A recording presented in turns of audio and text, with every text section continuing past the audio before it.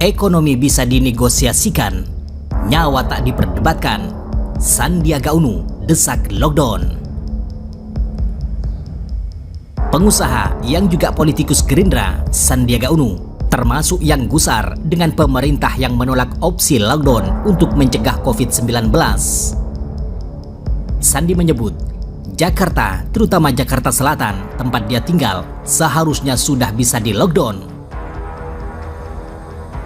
Jakarta sebagai zona merah, terutama Jakarta Selatan, adalah epicentrum penyebaran corona. Seharusnya jadi model untuk karantina wilayah atau partial lockdown, ucap Sandiaga dalam Instagramnya Senin 30 Maret. Sandi menyebut, partial lockdown merujuk wilayah bukan negara, bukan lagi opsi saat kasus corona di Indonesia terus meningkat, tapi harus jadi aksi pemerintah. Soal hitung-hitungan pertumbuhan ekonomi, mungkin bisa kita negosiasikan nanti. Tapi nyawa dan kehidupan rakyat tak ada ruang untuk perdebatan.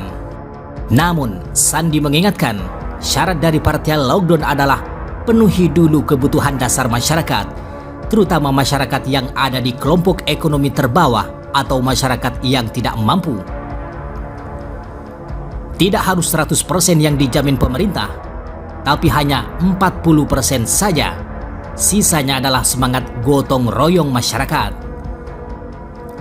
Political will pemerintah akan jadi social movement bagi masyarakat.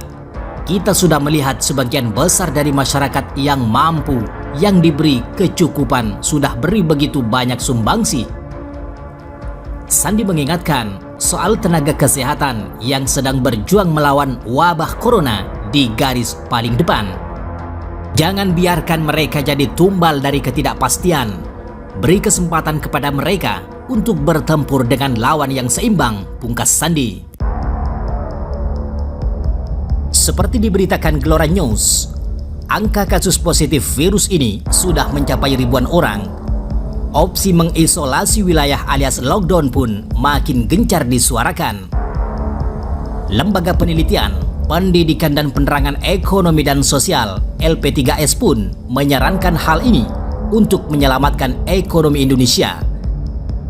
Lewat keterangan tertulisnya, Ketua Dewan Pengurus LP3S Didik J. Rahbini dan peneliti LP3S Fahru Novrian mengatakan, hingga kini pemerintah terlalu angkuh untuk terus menyatakan tidak mau melakukan lockdown. Pemerintah dengan angkuhnya menyatakan tidak ada lockdown. Sudah begitu banyak yang memberikan saran, tapi nampaknya keras kepala. Ciri kepemimpinan seolah-olah kuat, tetapi menghadapi masalah dalam manajemen yang krisis, tulis kedua ekonom lewat keterangannya yang diterima Minggu 29 Maret. Perlambatan ekonomi memang sudah tidak bisa lagi dicegah. Tapi untuk menyelamatkan perekonomian, tugas utama pemerintah adalah menangkal wabah corona meluas, salah satunya dengan melakukan lockdown. Setelah itu, baru memikirkan kebijakan ekonomi yang pas. Perlambatan ekonomi tidak dapat dicegah, tetapi tugas pemerintah utamanya menangkal wabah COVID-19. Setelah itu, baru menangkal ekonomi agar tidak terjungkal menjadi krisis yang menyebabkan ekonomi rakyat terpuruk, kata Didik dan Fahru. Didik dan Fahru pun kecewa setelah saran dari mantan Wapres Yusuf Kala untuk melakukan lockdown ditolak pemerintah. Padahal menurut keduanya, JK Yusuf Kala bukan orang baru di pemerintahan, bahkan lebih berpengalaman dibanding penghuni-penghuni istana negara yang sekarang. Ikuti saran Yusuf Kala yang sudah lama meminta pemerintah tegas untuk melakukan lockdown, tetapi selalu dijawab tidak ada lockdown. Tidak ada penghuni di istana itu yang lebih berpengalaman dari Yusuf Kala, ungkap Didik dan Fahru.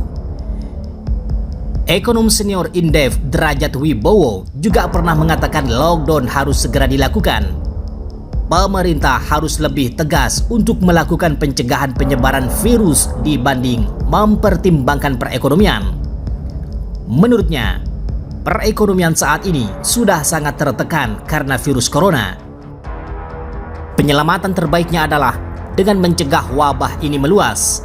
Kalau perlu, ambil langkah ekstrim untuk melakukan lockdown alias isolasi wilayah. Kalau mau menyelamatkan ekonomi, maka harus cegah wabahnya. Justru, penyelamatan ekonomi paling bagus dan terbaik adalah mencegah wabahnya, salah satunya lockdown, ungkap Derajat. Kemudian, Didik dan Fahru juga menilai pemerintah terlalu mencela-mencela alias tidak jelas dan tidak tegas dalam menentukan kebijakan anggaran untuk menangani dampak virus corona.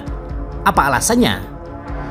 Didik dan Fahru menilai bahwa sejauh ini pemerintah terlihat ragu dan maju mundur dalam mengalokasikan dana APBN untuk menangani virus corona.